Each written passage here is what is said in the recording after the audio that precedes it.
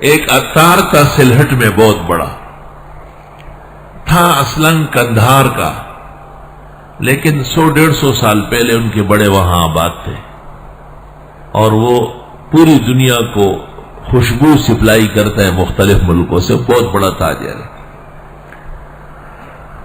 اس نے خواہش کی کہ مفتی صاحب کو بما دوستوں کے ہمارے گھر لے آئے، کھانا کھائے، تو وہاں جو ہمارا میزبان تھا انہوں نے قبول کیا، ہم چلے گئے۔ وہاں اور بھی بڑے علماء تھے۔ دارالعلوم دیوبند سے حضرت مولانا مفتی حبیب الرحمان خیر آبادی تشریف لائے تھے، دامت برکاتہ، بزرگ ہستی۔ میں بھی بیٹھا تھا، میں جیسے ہی داخل ہوا تو میں نے سامنے شیشے دیکھا کہ اس میں کوئی عطر رکھا ہے، تو اس میں عطر نہیں تھی، کتابیں تھی۔ ایک کتاب میں نے تاڑ لی وہی سے، بحکم خدا اور اللہ کا احسان اور مدد تھی۔ کھانا جب کھایا گیا تو خود ایک بنگالی نے شرارتاً کہا کہ جھینگے کا کیا حکم ہے؟ مولانا مفتی حبیب الرحمان صاحب نے کہا کہ بھئی ناپسند ہے، حرام تو نہیں کہہ سکتے ہیں لیکن پسندیدہ نہیں ہے۔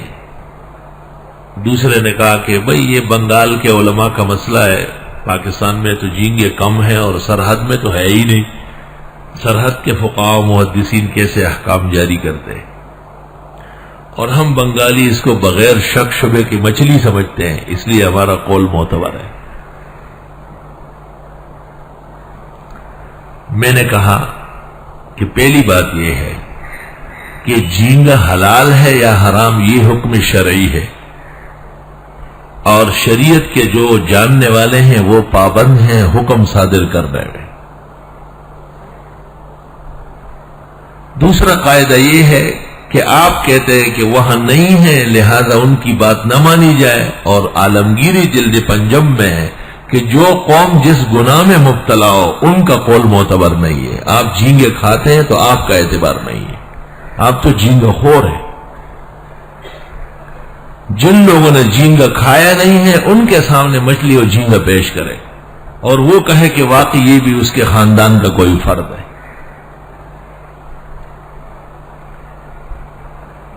اور میں نے کہا اس کو حرام کہا گیا ہے،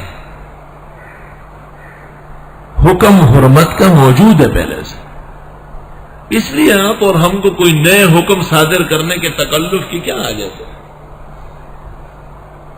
تو مولانا مفتی حبیب الرحمان خیر آبادی مجھ سے فرماتے ہیں کہ حکیم الامت نے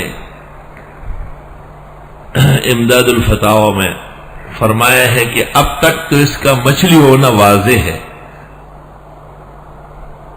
میں نے کہا یہاں تک لکھا ہے؟ کہاں؟ میں نے کہا غلط ہے۔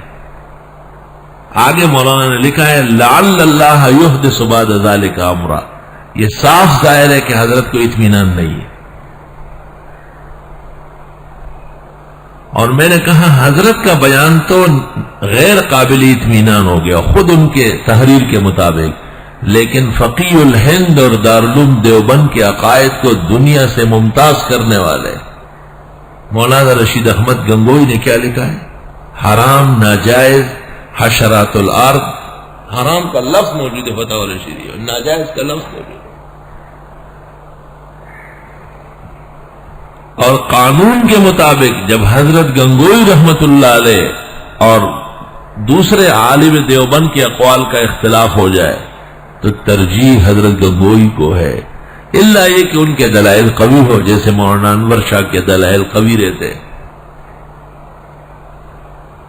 خیر بہرحال ایک بنگالی یہی سے پڑھ کے گیا تھا لیکن موٹا بہت ہو گیا ہے، سینہ ایسا چوڑا، ایسا چھوڑا ہو کے بیٹھا تھا۔ مجھے کہتا ہے حضرت اس پہ یہاں بات کی ضرورت نہیں، ہمارے بنگلہ دیش کے علماء کا اتفاق ہے کہ جھینگا مچھلی ہے۔ میں نے کہا کس سن میں اتفاق ہوا ہے اور کس کس کا ہوا ہے؟ میں نے کہا اس سلہٹ کا سب سے بڑا عالم مولانا اطہر علی سلہٹی، اس سے بڑا کوئی مولوی ہے اس کا نام بتاؤ؟ سب نے کہا اس سے بڑا عالم کوئی نہیں تھا۔ میں نے کہا ان کی لکھی ہوئی کتاب التبیان فی حرمت الربیان 256 بنگالی علماء کے دستخط ہے کہ یہ ناجائز و حرام ہے. سامنے شیشے میں نکال کے دیکھو. سب حیران ہو گئے. نکال کے لائے یہ لوگ گھبرا. میں نے کہا یہ دیکھو اتفاق حرمت پر ہوا ہے, حلت پر اتفاق نہیں ہوا ہے. شیشے کے گھر میں بیٹھ کر پتھر ہی پھینکتے, دیوار آہنی پہ حماقت تو دیکھیے. سب نے کہا خیر. میں نے کہا اب بتاؤ کہ سرحد کے لوگ جانتے ہیں حکم لگانا ہے یا نہیں؟ تم یہاں بیٹھ کر شیشے میں کتاب رکھیے, اس کو بھی جھینگے کی ٹانگ سمجھ کے کھا رہے. اور میں نے کہا فقہ کا قاعدہ اور ہے, انفس کے تحت لکھا ہوا ہے معین الحکام میں کہ بعض جانور گو محلل ہے صورتاً محرم ہے. وہ اشکونا حلال نے رنگ دا مردار ہے. جھینگے کی شکل بالکل بچھو کی طرح ہے, کریہ المنظر ہے. استغفر اللہ. اور عینی نے بنایا شرح ہدایہ میں لکھا ہے کہ ایک قوم تھی بہت نامناسب اعمال میں مبتلا, وہ مسخ ہو گئی اور ان سے جھینگا پیدا ہوا ہے, اس لیے اس کے خاصیات بھی غلط ہیں. اس کے کھانے سے غیرت کمزور ہو جائے گی, حیا کم ہو جائے گا, اور ہر قسم کی چیزوں کے کھانے میں لوگ دلیر ہو جائے گے. بعض لوگ کہتے ہیں جی حرام ہوتا تو ایسے بازاروں میں بکتا, منڈیوں میں. یہ کوئی دلیل ہے؟ بکرے اور مینڈے کے کپورے خوشیے وہ حرام سبا میں سے پہلا نمبر پہ ہے, اور اتفاق ہے اس پر. میں اربا کا وہ بازاروں میں بکتے ہیں ٹکا ٹکا کٹا کٹا ٹکا ٹکا کٹا کٹ کہتے ہیں اس کو. خوٹی خوری دے اور چیلو دا گڑانو خوٹی خوری کو بل اتفاق حرام ہی نہیں. تاس مات بولے وہ ہے آرام سے بازار کے نہ خرچی کی, تاس خورائی صرف خرچی کی نا. بازار کا کوئی اعتبار نہیں ہے. بازار اس وقت معتبر ہے جب فقہ کا پابند ہو. ترمذی شریف میں ہے حضرت عمر رضی اللہ عنہ نے اپنے دور میں اعلان کیا تھا لا یبیعن فی سوقنا بل لم یتفقہ فی الدین. مدینے کے بازار میں وہی لوگ دکان لگائے, سودا بیچے کہ جن کو فقہ کی مہارت ہو. لا یبیعن فی سوقنا من لم یتفقہ فی الدین. سبحان اللہ.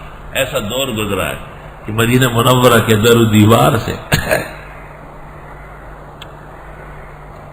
فقہ ٹپکتی تھی. فقہ کس کو کہتے ہیں؟ حرام و حلال کے امتیاز کو کہتے ہیں.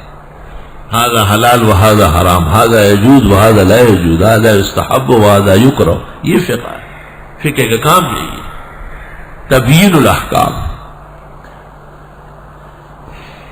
تو یہ کہنا کہ چونکہ یہ منڈیوں میں بڑے اونچی ریٹ پر ہے اور ڈھیر لگے رہتے ہیں مختلف منڈیوں میں, یہ دلیل حلت ہے. بالکل کذب, دروغ, افتراء, اتہام علی الشرائع. حرام قطعی چیزیں بازاروں میں بکتی ہے.